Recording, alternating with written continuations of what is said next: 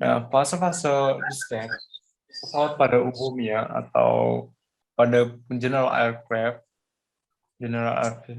aviation atau GA itu fasenya kira-kira seperti ini. Dari cruising dia mulai di scan, mulai menurunkan ketinggian pesawatnya, mulai di scan,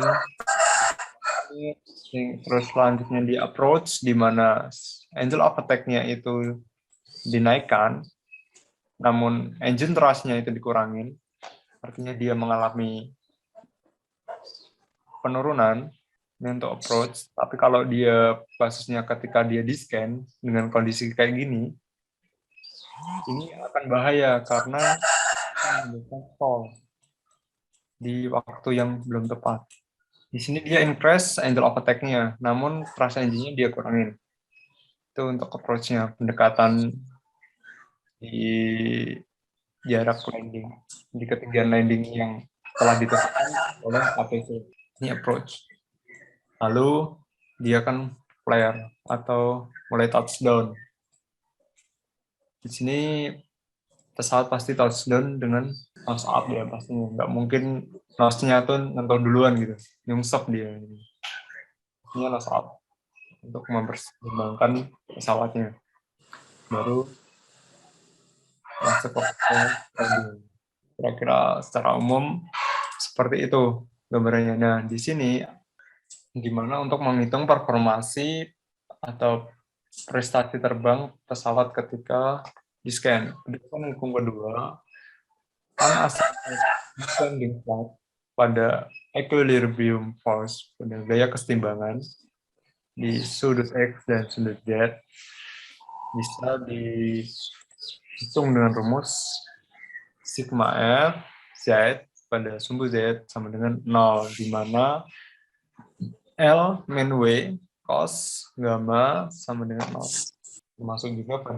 Termasuk pada juga sumbu X-nya, yaitu F sama dengan 0, di mana D min T sama dengan min W dikali sin gamma sama dengan 0. In this kind of flight, the drag is greater than thrust. Artinya, pada fase pesawat itu di stand, drag harus lebih besar daripada thrust-nya, dan lift harus lebih kecil daripada berat pesawatnya. Jika kecepatannya konstan, maka energi kinektiknya tidak akan berubah. Dan energi potensialnya akan berkurang atau kehilangan ketinggian. Di sini kita bisa gunakan rumus gamma sama dengan cos min 1 L per W. Nanti untuk di scan ini, selain kita akan lihat video dari YouTube lagi mengenai tadi ya, approach high altitude, kita akan belajar menyelesaikan permasalahan.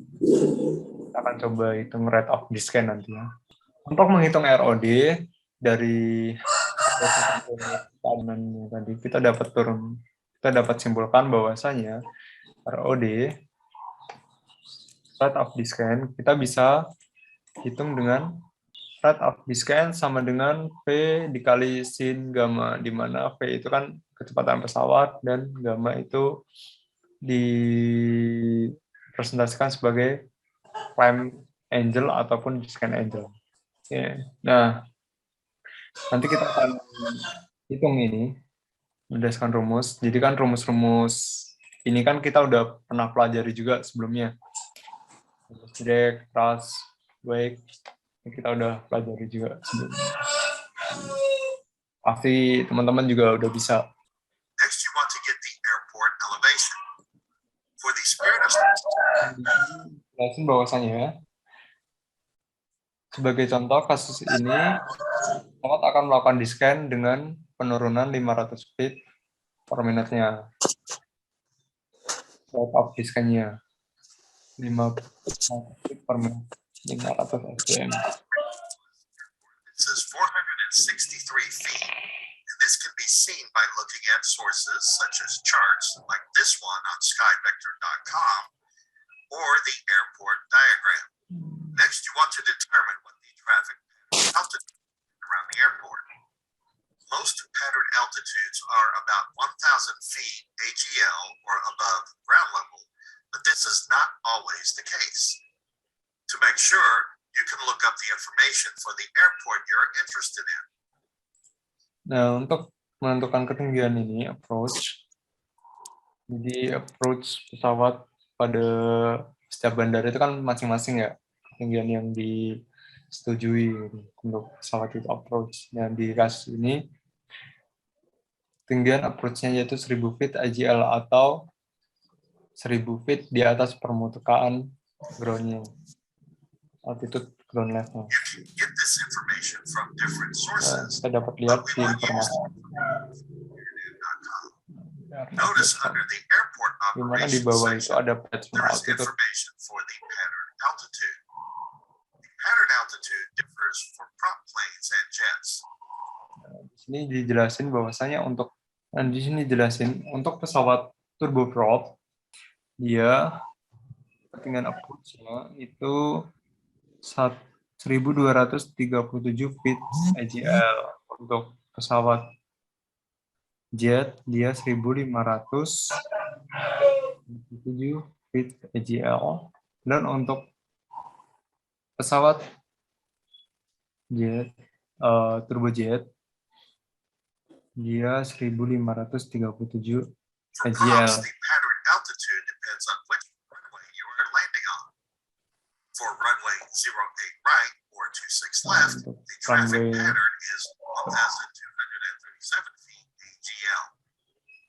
If you add that to the airport elevation of 463 feet, the altitude is 1,700 feet, which you can see is also listed. However, we will land on runway 08 left. Well, this ini untuk runway 0,8. and when added to 463 feet. Next, we need to look at our current cruise altitude, which is 6,000 feet. We need to subtract the pattern altitude of 1,300 feet from the cruise altitude of 6,000 feet, which gives us 4,700 feet. This is the number of feet we need to descend to get to Dia harus turun pattern nih, altitude. Now we need to determine turun how sampai many minutes pattern it will altitude take atau to approach reach traffic altitude. pattern Jadi dia altitude. ketika nyampe sini, We take dia udah di 700 ketinggian and divide it by our 837 descent rate of 500 feet feet per AGL. minute, which gives us 9.4 minutes. Next, we need to ask what our ascending airspeed will be. We will use 100 knots in this example. To determine how many knots we can fly at that speed in a minute, we will take 100 nautical miles and divide it by 60 minutes, and that gives us approximately 1.67 Nanti nautical kita akan hitung miles masalah itu. per minute. Nah, di sini saya pengen ajak teman-teman untuk cari mengenai emergency landing ya. The emergency descent is a maneuver designed to allow an aircraft to descend for altitude or to the ground to make an emergency landing. During the emergency descent, you will be making a descending 90-degree turn with the goal of quickly and safely losing as much altitude as possible while maintaining a positive G-load, safe airspeed, and control of the aircraft. As with most other maneuvers, there are three main elements that you, as a pilot, should concentrate on: directional control, altitude control, and airspeed control. Before you begin the maneuver, it is important to find a visual reference 90 degrees from your starting heading. As you start the emergency descent, you will roll towards your reference point in a coordinated 30 to 45 degree bank. Dan di sini This banking kasusnya si coordinated pilot 30 to menentukan 45 destiny atau menentukan tujuan untuk emergency landingnya nanti di sungai, di danau. the maneuver. It is important to find a visual reference 90 Nah, di yang biru ini ya. Jadi si pesawat itu tujuannya dia mau di-scan di sini. Mau landing di sini. Makanya dia harus maneuvering dulu. Dan untuk di sini dijelasin bahwasanya untuk mengurangi ketinggiannya, dia berusaha semaksimal mungkin untuk menuju atau mengarahkan pesawatnya agar bisa manuver dengan sudut 90 derajat. Tujuannya biar ketinggiannya juga berkurang. Degrees from your starting heading. As you start the emergency descent, you will roll towards your reference point in a coordinated 30 to 45 degree bank. This bank angle will help you maintain a positive G load on the airplane as you begin the descent.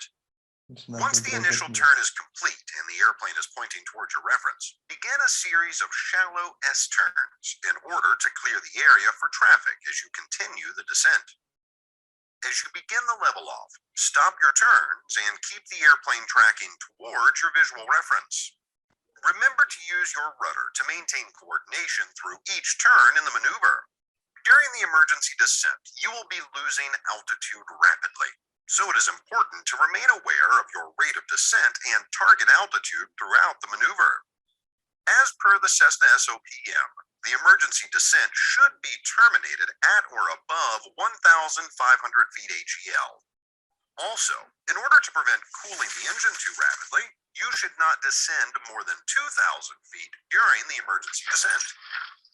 As you begin the maneuver by reducing the power to idle and rolling the airplane, simultaneously apply forward pressure on the yoke to begin lowering the nose. As you continue the roll, lower the nose to a pitch attitude of approximately 12 to 15 degrees nose low to establish an indicated airspeed of 124 knots. As you approach your target altitude, begin leveling the airplane off when at 10% of your vertical speed above that altitude. For example, if you are descending at 3,000 feet per minute, you will have to begin raising the nose approximately 300 feet above your desired altitude. Slowly raise the nose towards a level pitch attitude.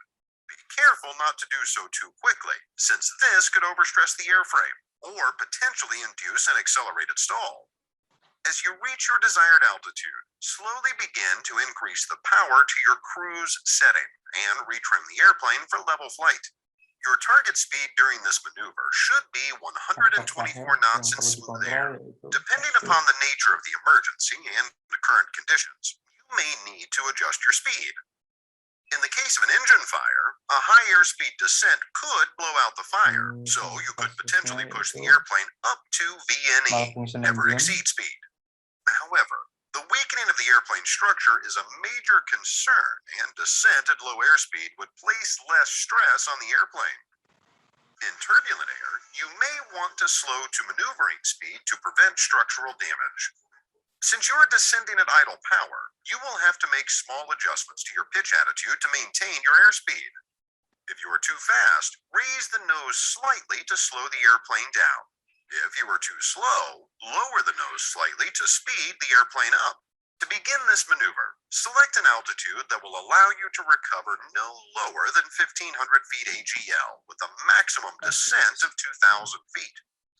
Before executing the maneuver, brief the crew and passengers. Nah, A proper kira-kira briefing itu ya. should